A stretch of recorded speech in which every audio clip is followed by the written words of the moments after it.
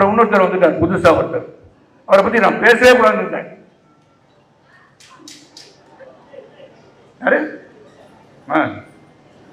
அவர் என்ன சொல்றாருன்னா, இவங்க வந்து நிதி கேட்பாங்க, அவங்க நிதி கொடுக்க மாட்டாங்க, இது இப்படி விளையாண்டுக்கிட்டு ஹேஷ்டாக் போட்டு விளையாண்டுட்டு இருக்காங்க. ஆனால் நம்மளால நடுவில் போட்டு சம்பவம் செஞ்சுட்டாங்க. என்னடா சம்பவம் செஞ்சாங்க?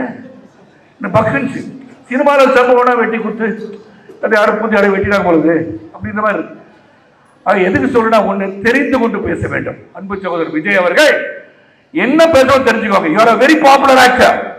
நானே சொல்லியிருக்கேன், யூஆர் அந்த ஸ்டார் சூப்பர் ஸ்டாரோட நீங்க இருக்கீங்கன்னு சொல்லியிருக்கேன்.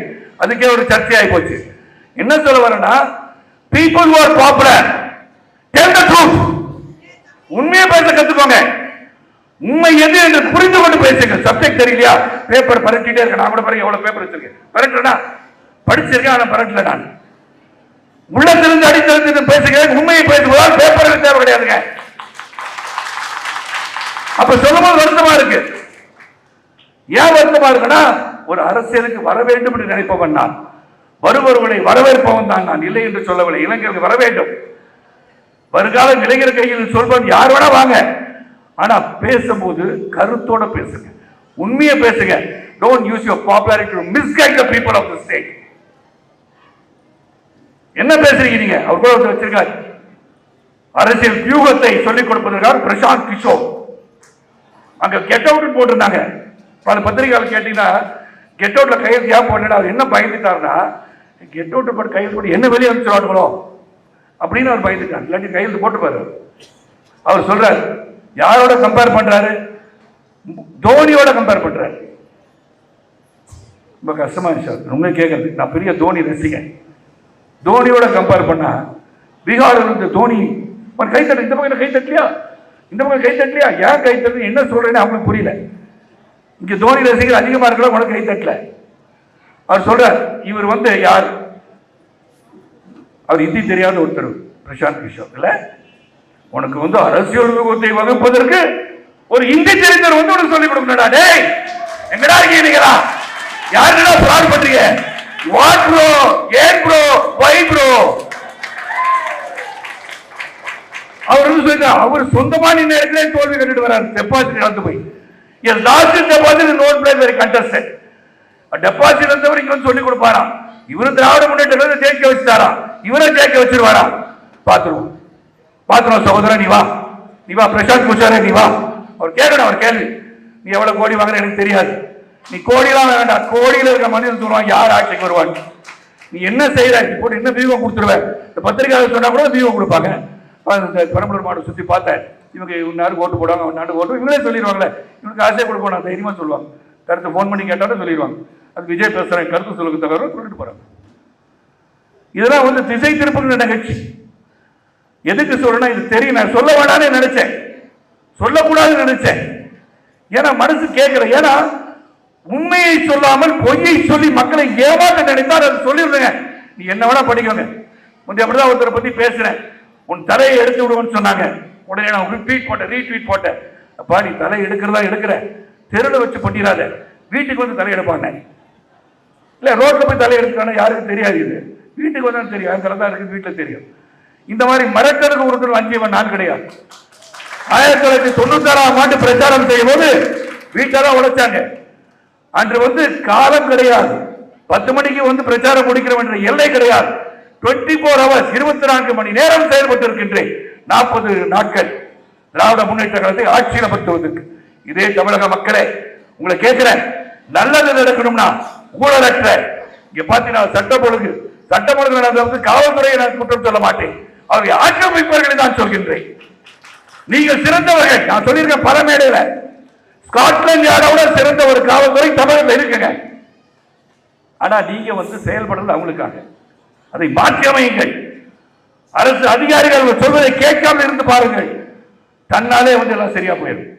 ஆனால் மும்மொழி கொள்கை என்ன என்பதை தெளிவாக போய் சொல்லுகின்ற கடமை நமக்கு இருக்கிறது. ஏன்னா 1965ஆம் ஆண்டு அவங்க பண்ண அந்த இந்திய எதிர்ப்பு போராட்டத்தில் மாண்டவர்கள் எத்தனை பேர் தெரியுமா? எவ்வளவு பேர்? படிங்க, படிக்காதனால ஏமாத்துறாங்க. கிட்டத்தட்ட 71 பேர் மரணம் அடைந்திருக்கிறார்கள். நீங்க சொன்ன மாதிரி போர்டை போய் அழிக்கிறீங்க, இதனால் என்ன நடக்க போகுது? நீங்க ஹிந்தியில இருக்குது அடிக்கிறீங்க. சரி, இன்கம் டாக்ஸ் போங்க, ரிசர்வ் பேங்க் போங்க, அங்க போய் அழிச்சிட்டு வாங்க. போய் சொல்லுங்க, போயிட்டு வர சொல்லுங்க. அப்புறம் நீங்க வந்து பெரியார் மாளிகையில் வந்து பெரியார் பவன் போட்டிருக்கான், அதை போய் அழிங்க. அங்கெல்லாம் ஹிந்தி இருக்கலாம், ஏன்னா எந்த இடத்துல இப்படி பிடிக்கும் அங்கே இருக்கும். இவரா பெரியாரை பற்றி பெருசு பெருசாக பேசுறாங்க.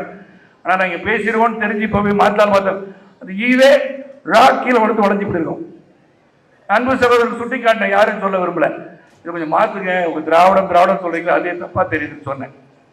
இது எதுக்காக சொல்றேன்னு சொன்னா, நாம எப்படி பயணிக்கணும் 2026 சிந்தித்து பார்க்க வேண்டும். எல்லாம் திசை திருப்பி பொய்யை சொல்லி இந்திய எதிர்ப்பு போராட்டம் சொல்றீங்க. தமிழர்கள் எங்கெல்லாம் இருக்காங்க தெரியுமா? அன்பு சகோதரர் சொன்ன மாதிரி காசியில தமிழ் சங்கம், செம்மொழியான தமிழ் அழியும் சொல்லி எப்படி அழியும்? நாங்கள் மொழியை அழித்து கொண்டிருக்கிறோம், எப்படி அழியும்? 4500 ஆண்டுகள் தமிழ் மொழி இருந்து கொண்டிருக்கிறது. எழுத்து வடிவத்தில் 2500 ஆண்டுகள் எழுத்து வடிவத்தில் இருந்து கொண்டிருக்கிற தமிழ் மொழி யாராலும் 2500 ஆண்டுகள் 4000 ஆண்டுகள் அழிக்க முடியாத செம்மொழியான தமிழ் மொழியை யாரும் அழிக்க முடியாது. அண்ணன் சொன்னாங்க, நீங்க தமிழ் மொழியை மற்ற மாநிலத்துக்கு சென்று கற்பிப்பதற்கு இந்தி பிரச்சாரத்தில் 3 லட்சம் பேர் படிச்சு பாஸ் பண்றான். நீங்க தமிழை பிறப்பதற்கு தமிழ் பிரச்சாரத்தை எந்த மாநிலத்தை உருவாக்கி இருக்கீங்களா? மத்திய பிரதேசத்தில் தமிழ் இருக்கிறது, உத்தரப்பிரதேச தமிழ் இருக்கிறது, போய் பாருங்க, தமிழ் பாடங்கள் சொல்லி தருகிறார் இல்லையான்னு. இந்நேரம் என்ன பண்ணிருக்கணும்? எப்ப உலக தமிழ் மாநாடு நடத்தி ஒரு ஆடம்பர நிகழ்ச்சியை நடத்தி முடிவீர்கள், அதுக்கப்புறம் தமிழ் செத்து போச்சா? தமிழை வளர்க்க நினைக்கும் நீங்கள் பிற மாநிலத்துக்கு சென்று ஏன் தமிழை வளர்ப்பதற்காக பாடுபடவில்லை? தமிழ் சங்கங்கள் இருக்கிற இடத்துல நீங்க போனீங்கன்னா எவ்வளவு தமிழ் சங்கத்துக்கு போய் நாளைக்கு சொல்லுங்க. தமிழை வளர்ப்பதற்கு என்ன முயற்சி எடுத்தீர்கள்? பல நூல்கள் இருக்கின்றன, பல மொழிகளில் பிற நூல்கள் இருக்கின்றன. அந்த நூல்களை நாம் கற்றுக்கொள்வதற்கு தமிழாக்கம் செய்திருக்கிறீர்களா? என்ன பண்ணீங்க? தமிழ் என்ன நீங்க தமிழ் பண்ணிட்டீங்க? தமிழ் தமிழ் சொல்லி உலக ஏமாற்றிட்டு இருக்கீங்க. நீங்க வந்து இதை படிக்காம தமிழ் படிக்க தெரியல உங்களுக்கு. இது எழுதி கொடுத்தா கூட படிக்கிறீங்க, எழுதாம தமிழ் பேசுங்க, கோர்வையா பேசுங்க. அதுல வேற ஒரு சொல்லிக்கிறாங்க. இப்போ சொல்ல வேண்டாம், இன்னொரு மீட்டிங் வச்சுக்கிறாங்க. அதனால நம்ம சிந்திச்சு பார்த்து செயல்பட வேண்டிய. தமிழை வந்து அழிக்கவே முடியாது, நல்லா தெரிஞ்சுக்கோங்க. தமிழ் வந்து காலங்காலமா இருக்கும், அது ஒரு கிளாசிக்கல் லாங்குவேஜ். செம்மொழி என்றதை கொடுத்து அதுக்காக கொடுத்த பணத்தை என்ன பண்றீங்க? சான்ஸ்கிரிட் எதற்காக கற்றுக்கொள்ள வேண்டும் கேட்கிறாங்க. சான்ஸ்கிரிட் அவ்வளவு திணிக்கலைங்க, கத்துக்க சொல்ல. அதுவும் ஒரு பாடத்தில் இருக்கு. உருது கத்துக்கோங்க, சான்ஸ்கிரிட் கத்துக்க, மலையாளம் கத்துக்க, கன்னடம் கத்துக்க, தெலுங்கு கத்துக்க. தேர்ட் லாங்குவேஜ், 3வது மொழியாக ஒரு இந்திய மொழியை நல்லா அண்டர்லைன் பண்ணுங்க, கீழே கோடிட்டுக் கொள்ளுங்கள். இந்திய மொழியை கற்றுக்கொள்ளுங்கள் சொல்றாங்க. அதை சொல்லுங்க. முதல்ல நிதி கொடுக்கல, அதையும் சேர்த்து உங்களுக்காக ஒரு இன்னொருத்தர் கிளம்பி வந்து அவரே அவங்களுக்கு நீங்க சொல்றது அப்படியே ஈடிச்சா காப்பி இருக்கலாம், அந்த ஈய தட்டி விட்டுட்டு அடிங்க காப்பி. ஈடிச்சா காப்பி தெரியுமா? ஒருத்தர் காப்பி அடிச்சுட்டே இருந்தான், அங்கே ஈ செத்து இருந்துச்சு, இவன் ஒரு ஈ எடுத்து வச்சு அடுத்து திருப்பி அடிக்க ஆரம்பிச்சாங்க. அந்த ஈ அடிச்சா காப்பி இன்னொன்று இருக்கும், அப்படியே படிச்சிடும். நம்ம சொன்னது அப்படியே அனுப்புவாங்க போல இருக்கு, உடனே சொல்லிடுவார் அவர். அவங்க என்ன பேசாலும் நல்லா செஞ்சு வச்சிடும். ஆக அவரை பற்றி இதுக்கு நான் பேச விரும்பல. ஆனால் அன்பு சகோதரர் விஜய் அவர்கள் நான் சொல்கின்றேன், எதை பேசினாலும் சிந்தித்து பேசுங்க. நீங்க சம்பவம் செய்யறது என்ன சம்பவம் செய்யணும்னு சொல்லிடுங்க. எனக்கு சம்பவம் என்ன தெரியாத நான் பேசுறேன். சம்பவம் என்ன பண்ணுவீங்க? நிதி கொடுக்கலன்றீங்களா?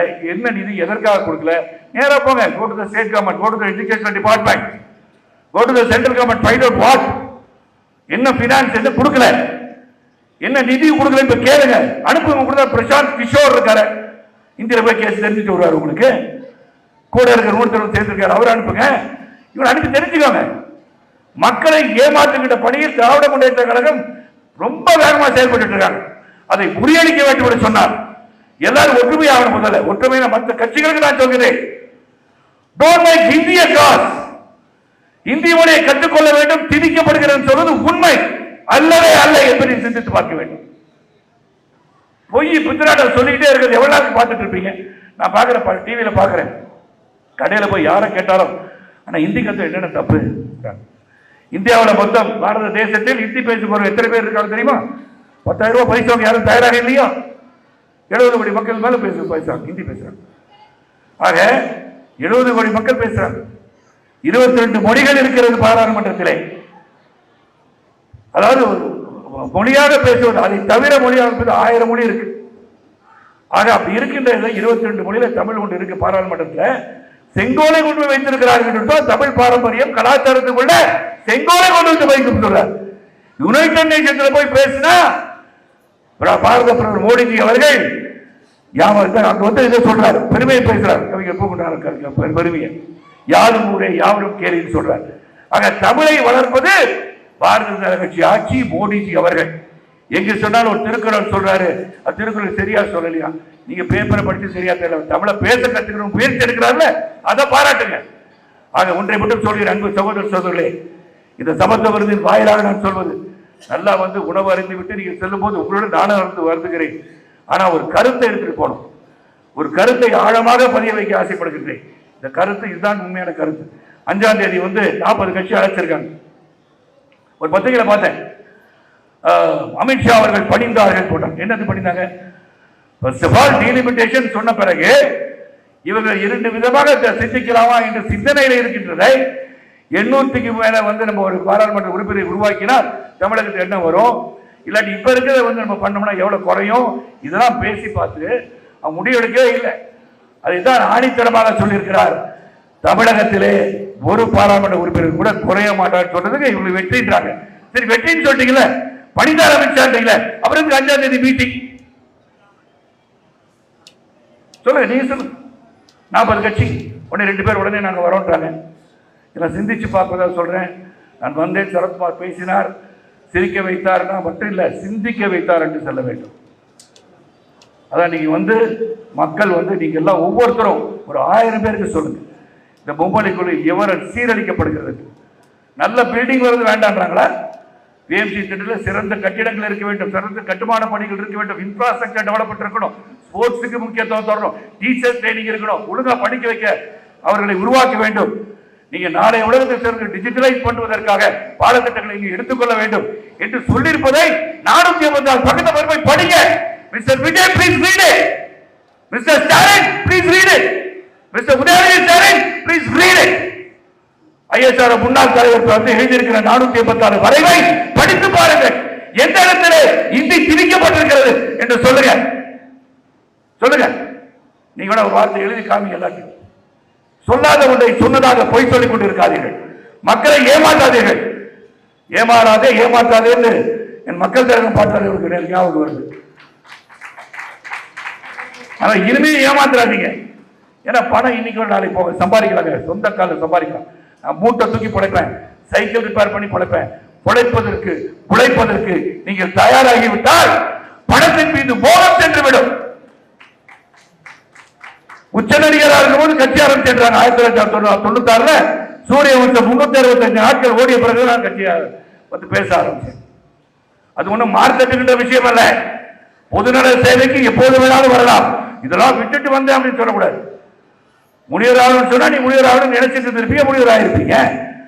அது பெருமைக்கான விஷயம் கிடையாது. நீங்கள் எடுத்துக்கிட்ட கொள்கையில் சிறப்பாக மக்களுக்கு செயல்படும் என்று சொன்னால் உண்மையை பேச கற்றுக்கொள்க என்று சொல்லி இங்க வருகை தந்தார்களும் பசி நேரத்தில் இதுக்கு மேல பேச வேண்டாம் நினைக்கிறேன்.